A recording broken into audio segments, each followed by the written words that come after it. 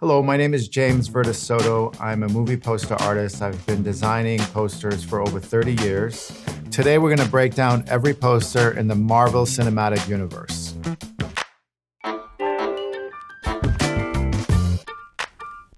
The strongest visual here is the perspective. So because of the low angle view, it allows you to bring in multiple characters. There's also all these flying characters in the sky. The low angle allows the eye to go straight up to the glow lighting the main characters. All the secondary action is occurring in the darkness here.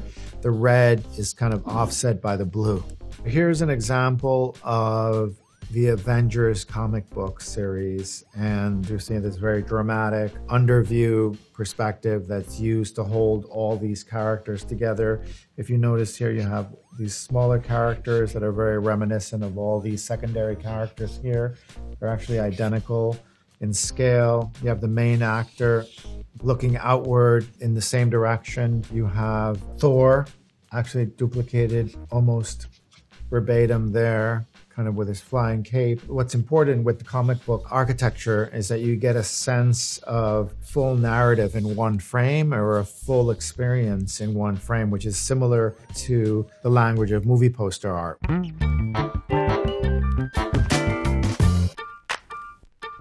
The first thing that catches your eye here is the face-off of the two characters. You have this dramatic profile, this head-to-head combat that's occurring between these two main characters. If you notice, there's no environment here. They're really pushing the Civil War aspect. That's a promise of collision, but also a unifying aspect. So if you notice this red and blue connection here, and the blue here on Captain America, and the red uniform is tied in. You also have this very strong circle device here, and again, the split color in the background reinforces the contrast of these two worlds coming together. A face-off is very common in action movie poster design. This is an example of two movie posters, and they both have the face-off of the two profiles coming head-to-head. But here, the logo is connected to the icon in the distance, which kind of makes it more new and kind of gives it like a fresh take on this very traditional setup. You can trace this back to boxing poster advertising.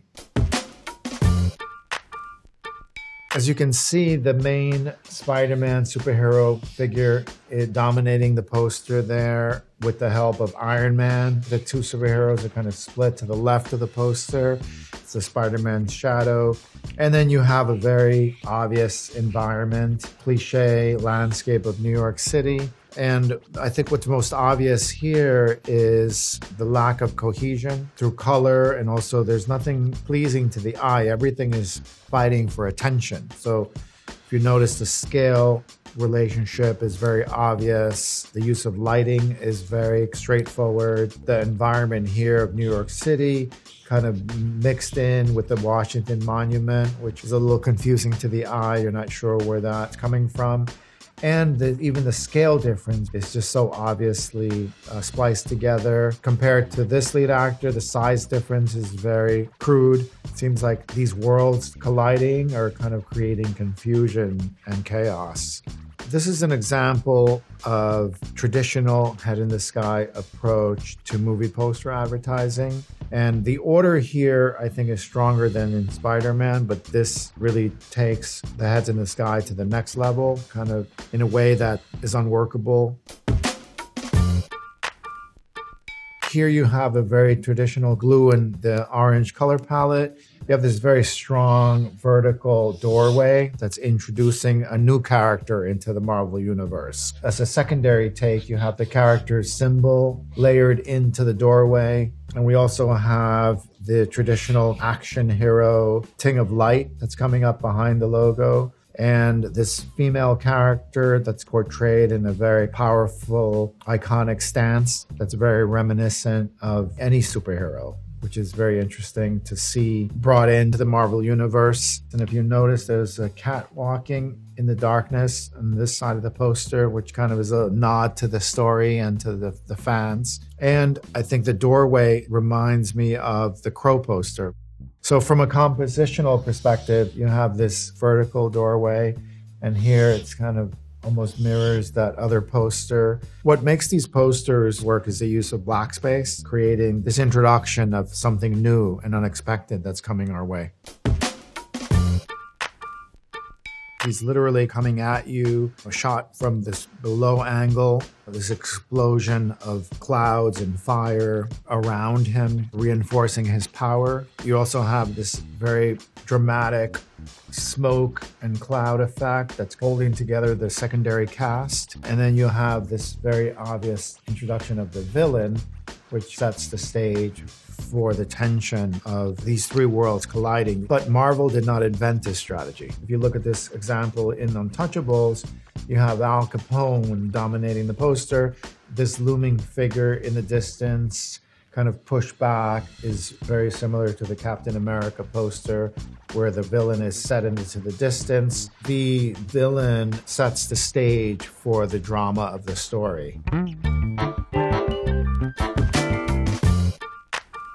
This is the first time that Marvel is showing the power of its brand. Here we have the biggest star of the Avengers, Robert Downey Jr., taking center stage on the poster. We have the foreshortening of the hand, front and center, creating the perspective. And then that offsets this very dramatic, radiating perspective that brings your eye into the distance and creates a universe that these characters are portrayed in. You also have a very grounded sense of reality. None of the characters are moving beyond the floor. And this is the first time that we're seeing the multiple characters from the Marvel universe encompassing one space and also literally being brought together into one universe. You get the sense of this blue color that's used to offset the background from the main characters. Also, the logo seems very large in this case. I think really pushing the fact that this is the first time that the characters are coming together in one story. And then each character is looking off frame. So you get this very dramatic world that we're not seeing, that I think is promised to the spectator and also promised to the experience of this larger-than-life entertainment that's coming their way. And here we have that central holding device that's really used as a lure. The multiple worlds coming together, the multiple characters coming together, is being held together by the color palette. This fiery universe against the blue sky, the strong central device of the main lead characters creates a symmetry that allows the structure of the poster to work well. And a big aspect is also the size of the poster. Everything is looming up behind the title. I mean, I'm guessing that they're going to have to start going out into different perspectives or different graphic devices that are going to allow more characters to come in. In this case, they're literally coming out from every square inch of the poster. Eventually, they're going to run out of space.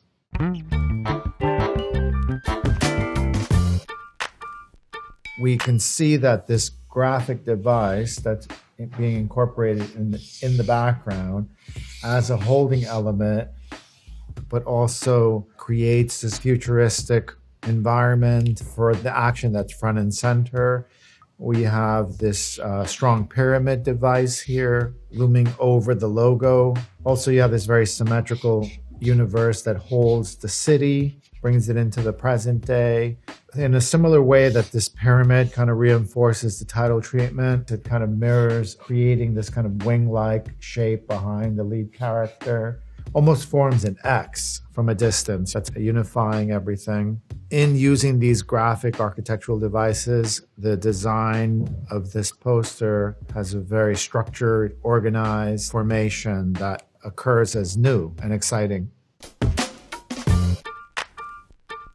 And this is a prime example of the holding element. In a very successful way, this brings together all the characters, offset by this circular device. It's the most common attention grabber. This symmetrical, high design composite is used to guide the eye and at the same time step back and just enjoy the symmetry and the color and the beauty of this configuration.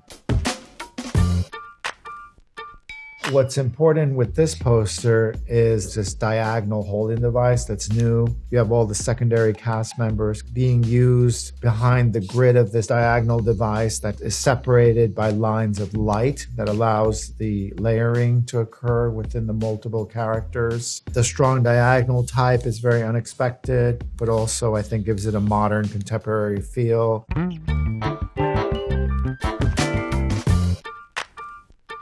What we're seeing now is you have this back-to-back setup of the story, both characters and how they're linked. You also have the scale here, offset by the foreground characters here. And you have these little tiny airplanes in the distance to kind of play off the scale. You also have this very dramatic glow in the logo that kind of sets the stage for the story. This is kind of where the sci-fi glow originated from. And I think that this glow has evolved into like the language of the science fiction movie poster advertising. You're more in a New York environment here, in an urban world. You kind of have this like dark blue, brooding, foggy night that's occurring. So this blue color here plays off of this cop heist story narrative. In this case, the hero has a criminal past, and this criminal world is displayed through the use of blue, through the use of this very traditional environment. For the action audience, you have the main new action hero front and center, and this small kind of connection to the scale of the ant. So this toning and this color palette and this setup is very reminiscent of traditional heist movie advertising. So if you notice this very diagonal, powerful ship in the distance, an airplane kind of coming behind the character connects your eye to Captain America. If you look at the title treatment, it's very reminiscent of military and stencil type that you would see on ammunition boxes and weapons and aircraft. The action that's occurring front and center is these characters from like a low angle perspective. It's a very traditional Hollywood cell where you have the characters walking towards you.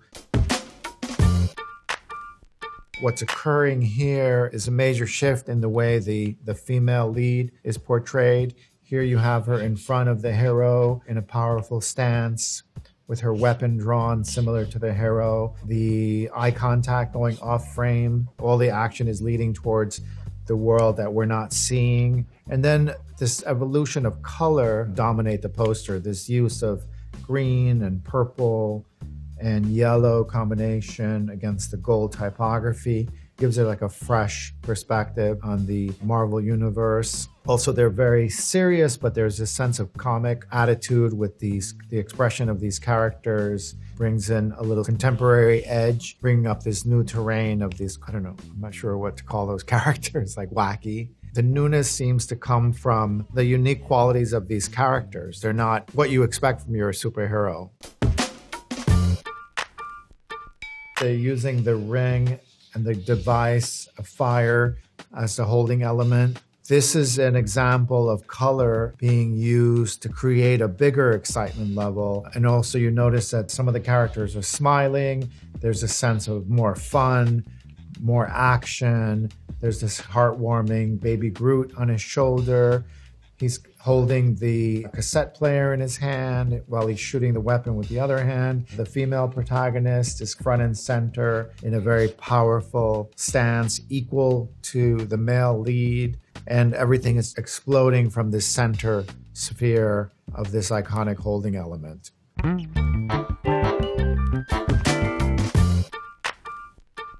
This is very early in the Marvel Cinematic Universe. They did a very safe composite with the multiple characters being held together by the lighting effects. The use of black in this poster creates a dramatic effect. So if you look at the three characters, in this fade to darkness creates a cinematic quality. You also have the black that kind of allows the highlights in the eyes, the highlights in the main power of the superhero. So this is the movie poster for Spawn, and it's a very good example of the use of black space. It's a very early example of the superhero comic universe kind of evolving into the mainstream. So this use of dramatic lighting is kind of a way of allowing the eye to travel and kind of rest in different parts of the poster. This new element that's introduced in this poster is this orange-yellow explosion introducing the villain that's going to kind of take Iron Man 1 to the next level. The symmetry here is very obvious and very traditional. Nothing is really holding these together except for the blacks, but I would say this explosive action that's promised here with the villain is the only element that differentiates this from the first poster. So let's compare them side to side. One thing that's obvious is the scale has come down to incorporate more elements. The color schemes in both posters are very similar, except for in the second Iron Man, the yellow fire that's kind of promising all the excitement and the action of this poster is offset by the blue world here. And here you have like a blue second to the yellow and red combination here that connects to the title treatment. Here you have a more toned down title treatment, but the glow and the action and the yellow fire really dominates here.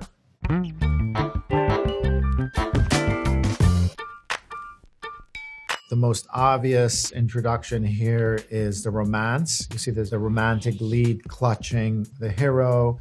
You have this very dramatic expression on Robert Downey Jr., all beat up here, his ripped uniform, his superpower in his hand, and also the hand grasping the lead female character. Also presented as a very soft romantic cell, this character is dependent on the hero. It's not the most empowering pose. You also have this very dramatic angle, and then you have the warm lighting. I think this gold light promises hope and promises romance and promises staging for the conflict that's occurring with the villain in the distance. We have Chris Hemsworth front and center. We have Natalie Portman in this subordinate pose. And then you also have the introduction of this stylistic approach to the logo, which kind of has these metallic jewels that plays off of the detail in the hammer. The color scheme that's used here, it's much more muted, very reminiscent of this kind of like Lord of the Rings fantasy storytelling. As you can see, we have the superhero front and center hitting the hammer on the floor, offsetting this ray of light, creating a foreground with this explosion of the floor behind him. And then as you go up into the poster, you see the division of these 4 panels and this device that's used to feature the cast. Also, again, you have the use of black that's bringing it all together. Chris Hemsworth is featured in darkness with a little bit of rim light, but he's not featured in a large way. I don't think he was a major star at the time that this franchise was introduced, but the perspective of the shot kind of leads you up to the secondary characters at the top of the poster.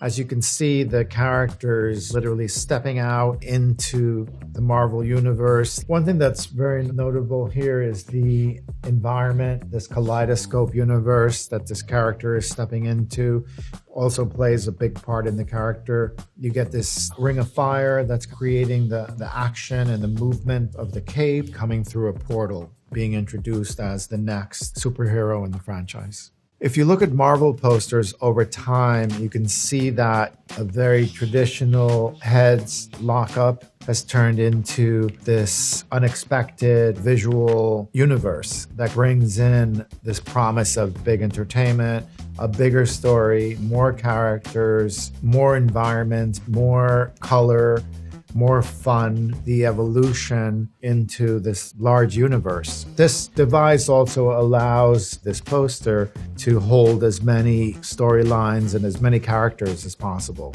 branching out into a whole nother stratosphere.